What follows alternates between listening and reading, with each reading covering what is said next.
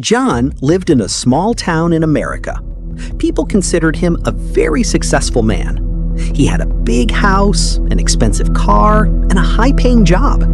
From the outside, his life looked absolutely perfect.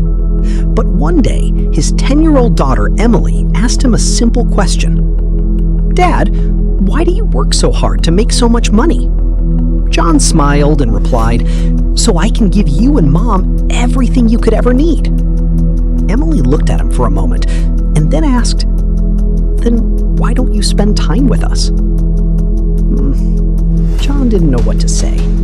The truth was, he left home early every morning and returned late at night. Most days, Emily was already asleep before he got home. He was working hard for his family, but he had forgotten how to live with them.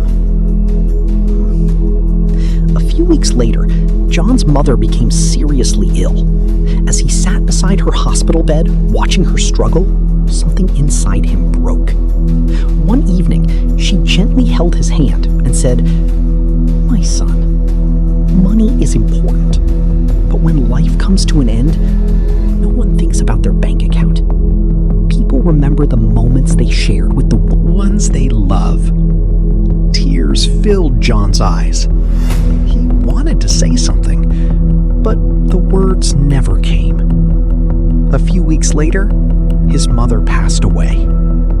After her death, John looked at his life for the very first time. He realized that while chasing success, he had slowly drifted away from the people he loved most, the people he was working so hard for. That day, he made a decision. He would no longer live only to make money. He would start making memories. He reduced his work hours. Every evening, he took Emily to the park. On weekends, he cooked meals with his family, watched movies together, and spent hours talking and laughing. Slowly, the house felt warmer. The smiles felt real. And for the first time in years, John felt truly happy.